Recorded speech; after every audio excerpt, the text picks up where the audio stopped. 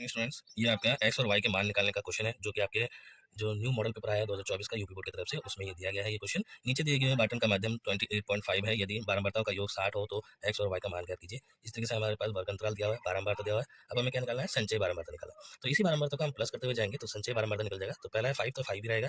Then उसके बाद x है तो 5 प्लस एक्स हो जाएगा। उसके बाद 20 है तो 5 और 20 25 हो गया, 25 प्लस एक्स।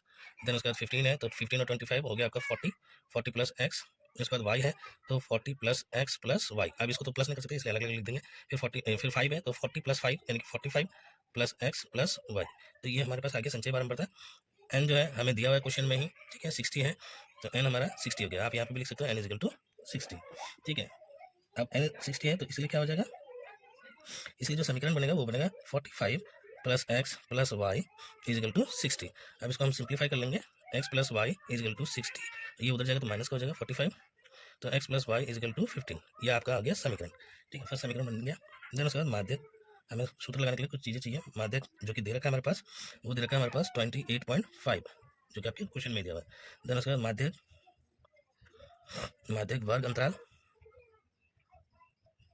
जिसमें ये होता है उसी में, यानी कि ये 20 से 30 के बीच में होगा तो यही होगा आपका 20 to 30 वर्ग अंतराल। अब हम देखेंगे माध्यक वर्ग,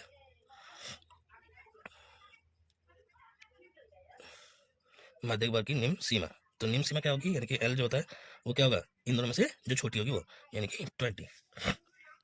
तो वर्ग माप क्या हो जाएगा, वर्ग माप इन दोनों के बीच की संख्या, यानी कि बीच में कितना गैप है, इसमें है 10 का गैप। वर्ग माप यानी कि हाइट तो 10 है। देन उसके बाद माध्यक, माध्यक की बारंबारता, माध्यक की बारंबारता यानी कि जिसमें सबसे ज़्यादा होता है तो कहाँ है, ये 20 है। तो 20 का संचय 20 का जो बारंबारता है यानी कि 20 है, बारंबारता माध्यक में 20 है। उसके बाद माध्यक से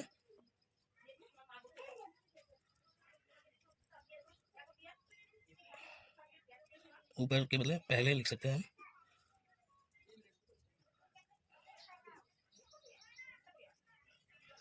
तो उससे ठीक ऊपर की जो, यानी कि उससे पहले की जो संचय बारंबारता है ये है माध्यक वाला, और उससे ऊपर का ये है, तो ये हम लिख देंगे 5 प्लस एक्स।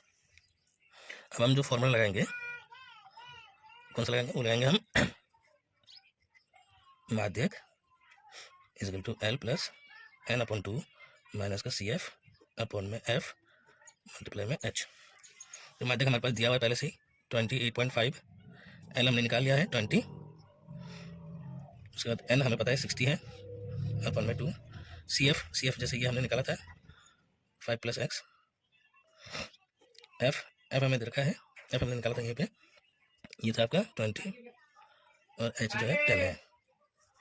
अब इसको इधर ले जाएंगे, 28 प्लस 28.5 में माइनस करेंगे 20, इन दोनों को काट देंगे तो ये जो है 30 माइनस का 5 प्लस का एक्स अपॉन में ये दोनों कट जाएगा तो 2 बच जाएगा।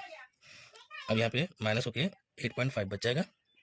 देन उसके बाद यहाँ पे माइनस हो जाएगा तो 25 बच जाएगा प्लस का एक्स अपॉन में 2, क्रॉस मल्टीप्लाई कर देंगे, ये इसमें मल्टीप्लाई हो जाएगा तो 17 हो जाएगा, और यहाँ पे 25 प्लस एक्स यानी कि एक्स इजिकल टू 25 माइनस 17, तो आपका हो जाएगा एक्स इजिकल टू 8। अब एक्स इजिकल टू 8 आ गया है। अब हम इसको क्या करना है, अब हमें इसको समीकरण 1 में रखना पड़ेगा, समीकरण 1 से। तो समीकरण 1 हमारा ये था, इसमें हम अगर इसको रख देंगे 8 प्लस वाई इजिकल टू 15, अब हमारे पास वाई इजिकल टू 15 माइनस 8, तो हमारा आ गया वाई इजिकल टू 7। तो एक्स और वाई दोनों का मान निकल गया है हमारे पास, अतः एक्स तथा वाई का मान क्रमश 8 और 7 है। ये आपका हो गया सॉल्व। ये 4 नंबर के क्वेश्चन में आएगा, आप इसको ध्यान से करिएगा। इसी के जैसे और भी क्वेश्चन आप सॉल्व कर